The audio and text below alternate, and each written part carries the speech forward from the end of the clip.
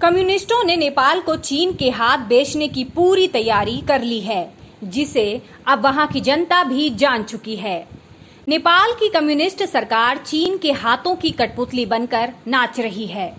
पड़ोसी देश नेपाल को भारत अपने छोटे भाई की तरह मानता है, लेकिन वहां की कम्युनिस्ट सरकार की भाषा यह बताने के लिए काफी है कि वह चीन के हाथों में किस ढंग से खेल रहे हैं। कालापानी लिपुलेख और लिम्पियाधुरा को नेपाली कम्युनिस्ट सरकार ने अपने नक्शे में शामिल कर इस विवाद को और बढ़ाने का काम किया है। गौरतलब है कि पिछले दिनों भारत ने लिपुलेख में कैलाश मानसरोवर रोड का उद्घाटन किया था। भारत की सेना यहां 1962 से तैनात है और चीन इसे अपने लिए बड़ा खतरा मानता है, इसलिए उसने नेपाल को मोहरा बनाया। भले ही वहां की कम्युनिस्ट सरकार भारत के खिलाफ गलत बयानबाजी कर अपनी जनता को बरगलाने की कोशिश कर रही हो, लेकिन नेपाल की जनता सब जानती है। उन्हें पता है कि उनकी सरकार चीन के इशारे पर भारत से शत्रुता मोल ले रही है, जिसे वे सही नहीं मानते। उन्हें भारत का विरोध बिल्कुल भी स्वीकार नहीं।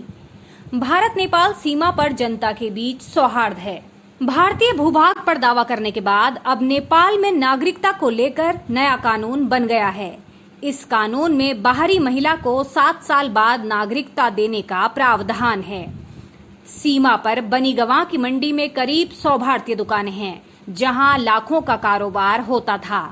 सारी खरीदारी नेपाल के लोग करते थे, लेकिन अब कोई नहीं आ रहा। उन्हें पूरी तरह रोक दिया गया है।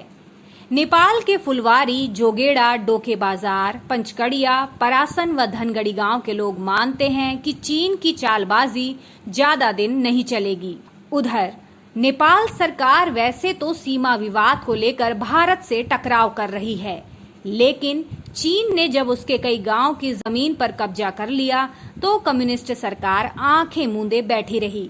एक मीडिया रिपोर्ट में नेपाल के कृषि मंत्रालय के सर्वे विभाग के 2017 में जारी उस दस्तावेज को ही पेश कर नेपाल की सरकार की पोल खोल दी गई है, जिसमें चीन पर नेपाल की उत्तरी सीमा में 10 स्थानों पर करीब 36 हेक्टेयर जमीन पर अतिक्रमण करने की स्पष्ट जानकारी दी गई थी।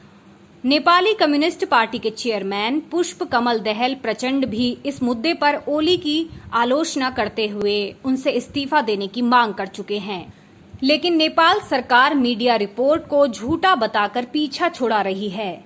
नेपाली समाचार पत्र द हिमालयन टाइम्स ने सर्वे विभाग के एक दस्तावेज को पेश कर कहा कि चीन ने तिब्बत स्वायत्त शासी क्षेत्र में अपना सड़क नेटवर्क फैला लिया है। इसके चलते कुछ नदियों और उनकी सहायक नदियों ने भी अपना रास्ता बदल लिया है।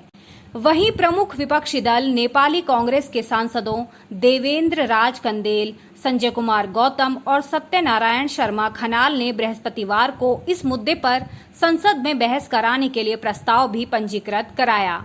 उनका भी कहना है कि चीन ने दोलका, हुमला, सिंधुपल चौक, संखुव साभा, गोरखा और रसुवा जिलों में 64 हेक्टेयर की जमीन पर अतिक्रमण कर रखा है।